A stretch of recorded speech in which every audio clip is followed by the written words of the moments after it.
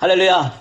예, 반갑습니다. 우리 먼저 우리의 믿음을 한번 선포했으면 좋겠어요. 제가 믿음으로 선포할 때 여러분 아멘 하시기 바랍니다. 예수 그리스도는 만왕의 왕이십니다.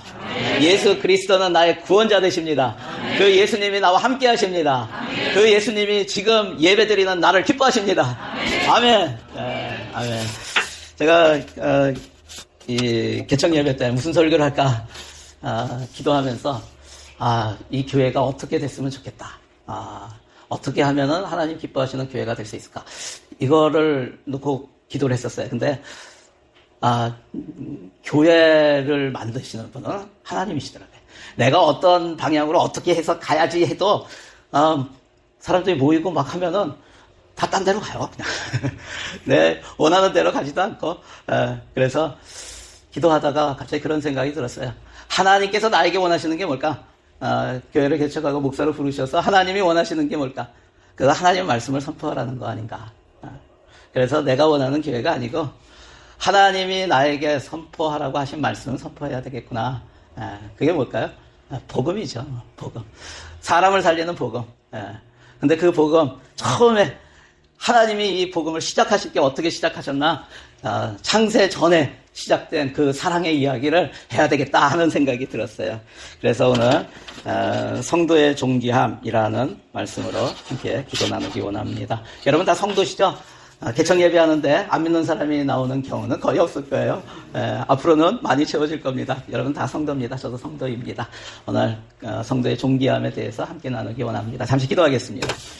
참 좋으신 하나님 감사합니다. 오늘도 이렇게 다니엘 세우셔서 말씀을 선포하게 하시니 감사합니다. 오직 주의 말씀만 선포되게 하여 주시고 말씀을 전하는 저에게 집중하지 않도록 오직 하나님의 말씀과 그 안에 담겨져 있는 하나님의 뜻이 무엇인지 마음이 무엇인지 아는 그런 귀한 시간 될 수 있도록 이곳에 모인 모든 성도들의 마음의 문을 열어주시고 영의 문을 열어주시고 영의 길을 열어주셔서 하나님의 음성이 들리고 또 그대로 삶에서 적용되는 놀라운 은혜를 허락하여 주시옵소서. 예수님의 이름으로 기도드립니다. 아멘. 자, 오늘 하나님께서 믿는 사람들에게 주신 복에 대해서 오늘 말씀이 이야기하고 있습니다.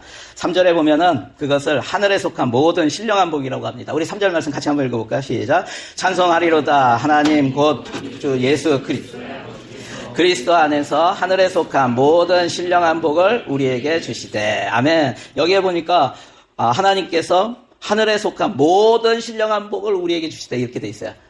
여기에 담겨져 있는 하나님의 마음이 뭘까? 이렇게 생각을 해봤어요. 모든 신령한 복을 우리에게 주시되 이 얘기는 하나님께서 우리에게 복을 주고 싶어서 안달이 나셨다 하는 거예요. 복을 주고 싶어서 안달이 나셨다.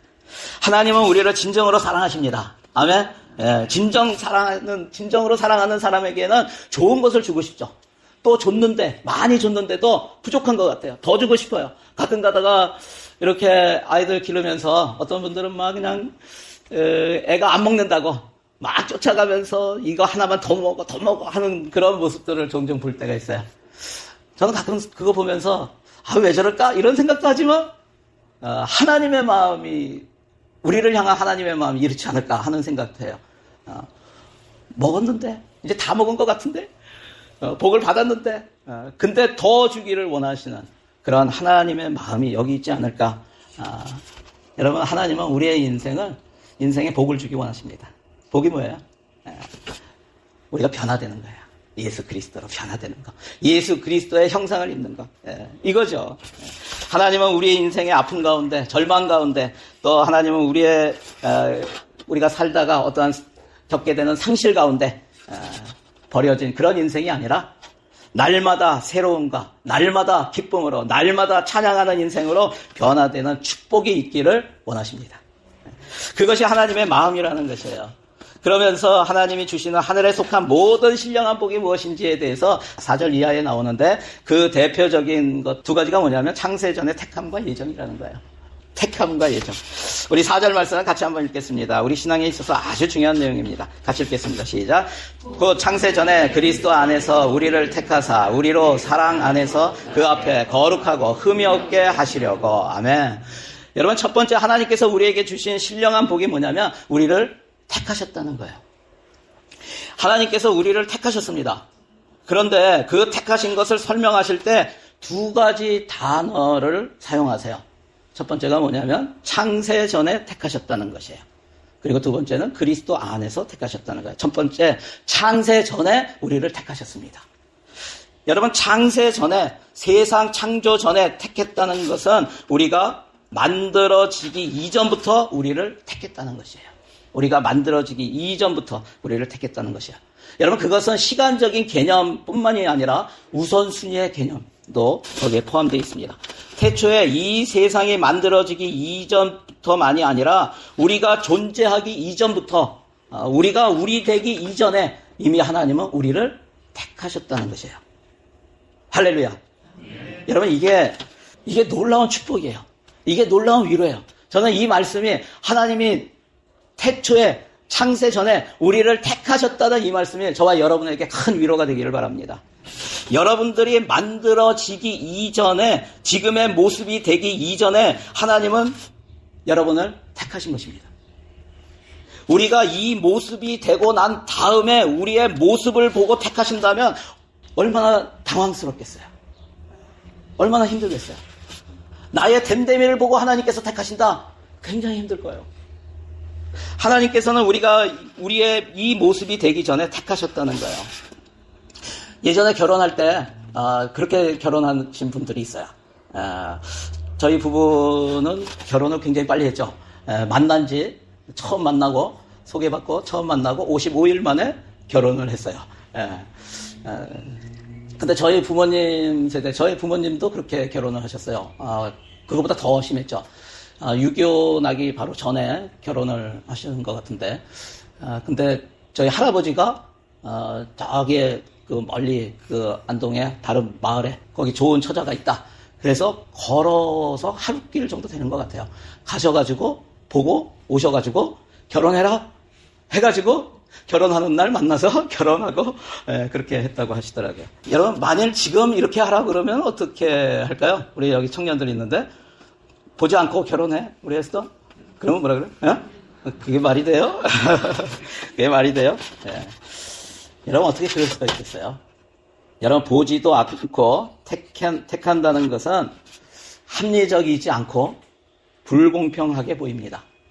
하나님의 택함에는 이런 비합리적이고 불공평하게 느껴지는 부분이 있다는 거예요.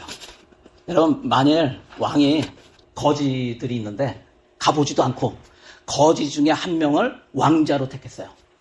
그랬다면 여러분 어떻게 생각할 거예요? 저 왕이 미쳤구나 이러지 않겠어요? 또 같은 거지들 가운데 택함을 받지 못한 사람은 뭐라고 하겠어요? 이거는 불공평합니다 라고 하지 않겠어요? 여러분, 하나님께서 우리를 택하실 때 이런 비합리 속에서, 불공평 속에서 우리를 택하셨다는 것이에요. 창세기에 보면은 야곱과 에서의 이야기가 나옵니다. 그 두 형제 중에서 하나님께서는 누굴 축복하셨어요? 야곱을 축복하셨는데, 여러분, 그 이유가 무엇이에요? 많은 사람들이 야곱이 형 에서의 장자권을 팥죽 한 그릇에 샀기 때문에, 빼앗았기 때문에 그래서 축복을 받았다라고 생각을 합니다. 여러분, 아닙니다. 그게 아니에요. 하나님께서 야곱을 축복하시는 것은 그가 에서의 장자권을 빼앗았기 때문이 아니라 하나님께서 그를 택하셨기 때문에 축복하신 거예요. 여러분, 축복은 빼앗는 것이 아니라 주시는 것입니다. 하나님께서 구원하시는 것은 빼앗는 것이 아니라 주시는 거예요. 여러분, 그것이 택함이라는 것이에요. 그래서 사람들이 불공평하다고 하는 것이에요. 왜요? 주님의 택함은 우리가 우리 되기 이전에 택하셨기 때문에 그래요. 우리의 행위에 상관없이 우리를 택하셨습니다. 우리의 선택에 상관없이 우리를 택하신 거예요. 우리의 재물이나 우리의 재능이나 우리의 하나님 앞에서의 됨됨이나 이러한 모습을 보고 우리를 택하신 것이 아니라는 거예요. 우리의 모습과 상관없이 하나님께서 우리를 택하신 거예요. 여러분, 그것이 불공평이라는 것이에요. 세상의 공평함이 어떤 것인가? 세상의 공평함은 가진 자와 못 가진 자가 달라야 하는 거예요. 차이가 나야 되는 거예요. 부유한 자와 가난한 자가 달라야 하는 것이에요. 착한 자와 악한 자가 다른 것이에요. 좀 많이 가진 사람은 높은 자리에 앉아야 하는 거예요. 여러분, 우리가 여행을 가서 숙소를 가더라도 밥을 먹는 식당에 가더라도 격이 달라야 하는 거예요. 그게 세상의 공평함이에요. 가진 사람은 더 좋은 데 있어야 되는 거예요. 이게 세상의 공평함이잖아요. 그런데 하나님께서는 불공평하게도 그런 것과 상관없이 우리를 택하셨다는 거예요. 그래서 세상 사람들이 불공평하다고 말할 뿐만 아니라 사탄도 하나님 앞에서 그것이 불공평하다고 얘기하는 거예요. 어떻게 저런 사람을 구원하실 수가 있습니까? 여러분, 그것을 뭐라고 해요? 참소라고 하는 거예요. 사탄은 참소하는 자입니다. 무엇을 두고 참소합니까? 저 인간을 보라는 거예요. 저 사람의 됨됨이를 보라는 거예요. 저 하는 행위를 보라는 거예요. 그리고 그 사탄의 소리가 지금 우리 속에도 들려옵니다. 사람들 가운데 열등감이 생기기 시작해요. 정죄하는 마음이 일어나기 시작해요. 그 모든 근원이 어디입니까? 열등감이나 정죄함의 시작은 하나님이 아니고 사탄의 참소로부터 시작되는 것입니다. 우리는 창세 전에 택함을 받았습니다. 성경은 그것을 불공평하다고 말하지 않고 은혜라고 말씀하세요. 여러분, 그것이 마태복음 20장에 나오는 품꾼 이야기 아니에요? 아침 일찍 나가서 9시에 나가서 일한 사람이나 오후 5시에 나가서 1시간도 안 되게 일한 사람이나 주인은 품값을 똑같이 주는 거예요. 그래서 사람들이 말하는 거예요. 불공평하다고 합니다. 여러분, 이 불공평이 복음이에요. 주님은 우리를 향하여 은혜로 다가오셔서 창세 전에, 우리가 나타나기 이전에 먼저 우리를 택하셨다는 거예요. 그래서 우리는 선택받기 위해서 행동하는 사람들이 아닙니다. 우리는 선택받았기 때문에 그 감격과 감사함으로 행동하는 사람들입니다. 여러분, 우리가 선택받기 위해서 행동한다면 얼마나 피곤하겠어요. 기독교는 선택받기 위해서 있는 종교가 아닙니다. 세상의 모든 종교는 선택받기 위해서 예배합니다. 선택받기 위해서 행동합니다. 선택받기 위해서 선행을 합니다. 선택받기 위해서 고행을 합니다. 여러분, 티벳이라는 곳에 가면은 오체투지라는 걸 하죠. 오체투지가 뭐예요? 머리, 이마, 그리고 양 팔꿈치, 양 무릎이 완전히 이 바닥에 딱 닿아야 되는 거예요. 닿고 그렇게 절을 하고 일어서서 또 가서 또 하고 하면서 그들의 신이 있는 그 성전까지 그렇게 수십 킬로 떨어진 곳에서부터도 그렇게 해서 오는 거예요. 그게 왜 그래요? 신이 자신의 그런 모습을 보면서 나를 불쌍히 여겨달라는 거예요. 나를 불쌍히 여겨달라는 거예요. 내 고행을 보면서 불쌍히 여겨달라는 거예요. 여러분, 이런 고행을 통해서 신의 선택을 받아 내세에 행복하게 환생하길 기원하는 거예요. 여러분, 기독교는 그런 피곤한 종교가 아닙니다. 기독교는 택함 받은 사람들이 모여서 예배하는 것이에요. 기독교는 택함 받은 사람들이 모여서 기도하는 것이에요. 우리가 기도할 때 하나님이 싫어하시는데, 하나님의 뜻이 아닌데 열심히 기도해서 하나님의 마음을 감동시켜서 하시도록 만들겠다고 하는 그런 마음으로 기도한다면 여러분, 그것은 우리가 잘못 구하고 있는 거예요. 세상 사람들은 선택받기 위해서 목숨을 겁니다. 선택받기 위해서 외모도 고칩니다. 선택받기 위해서 자신이 하는 일에 대해서 최선을 다합니다. 어떻게 하면 착한 일을 더 많이 할까? 여러분, 세상 사람들의 인생은 선택받으려고 하는 경주와 같습니다. 너무나 피곤한 것이에요. 저와 여러분에게 이런 피곤함이 아니라 평안함이 있기를 바랍니다. 주님이 창세전에 우리를 택하셨습니다. 우리가 죄 짓기 전에 또 착한 일 하기 이전부터 우리를 택하신 것이고 그것이 바로 은혜인 것입니다. 인정받으려고 달려가는 인생은 피곤합니다. 인정받으려고 교회 다니는 사람 너무 피곤합니다. 인정받으려고 사역하는 사람 굉장히 피곤합니다.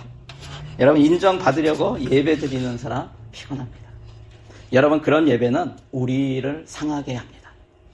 그런 기도는 우리를 교만하게 합니다. 왜 그럴까요? 내가 이만큼 기도했기 때문에 하나님께서 응답하셨다는 거예요. 내가 이만큼 사역했기 때문에 나에게 이런 놀라운 일이 생겼다는 거예요. 여러분, 우리를 교만하게 만들어요.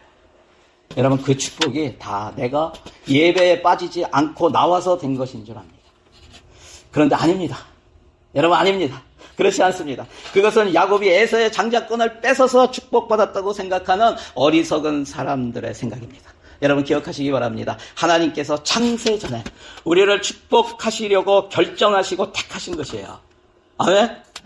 여러분, 그러므로 여러분 평안하시기 바랍니다. 우리 에베소서 2장 8절 말씀 같이 한번 읽겠습니다. 시작. 너희는 그 은혜에 의하여 믿음으로 말미암아 구원을 받았으니 이것은 너희에게서 난 것이 아니요 하나님의 선물이라. 아멘. 여러분, 구원은 선물이라고 합니다. 선물은 돈 주고 사는 것이 아니에요. 여러분, 돈 주고 사는 것은 거래라고 하는 거예요. 여러분, 하나님은 우리의 거래의 대상이 아니에요. 하나님은 우리의 아버지이십니다. 여러분, 기억하시기 바랍니다.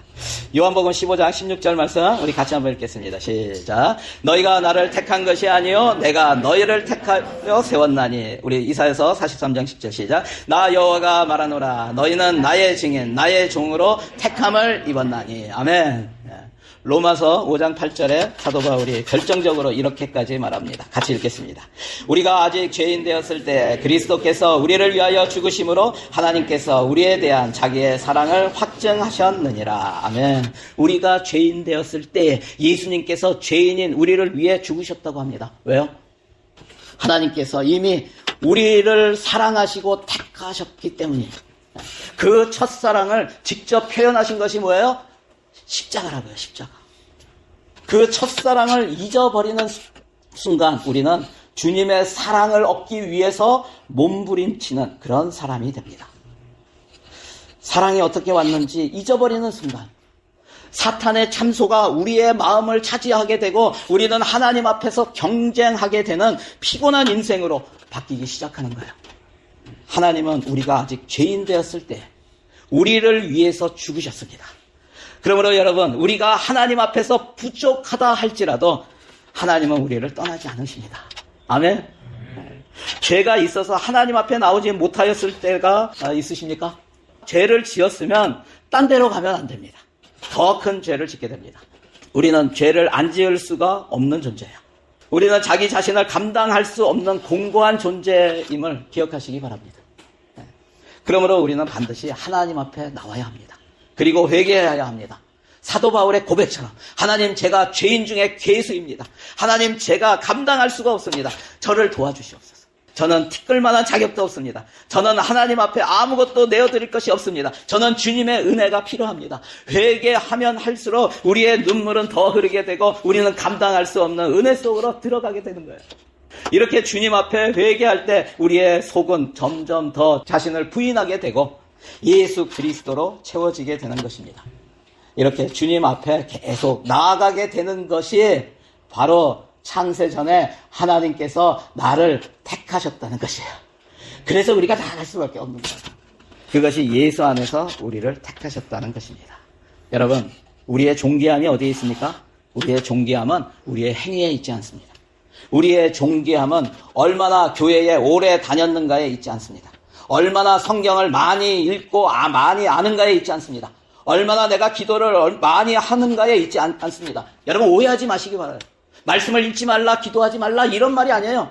그것이 중요하지 않다는 말이 아니에요. 여러분, 말씀과 기도가 우리의 신앙생활을 해나가는 데 있어서, 우리가 거룩을 이루어 나가는 데 있어서 꼭 필요한 것입니다.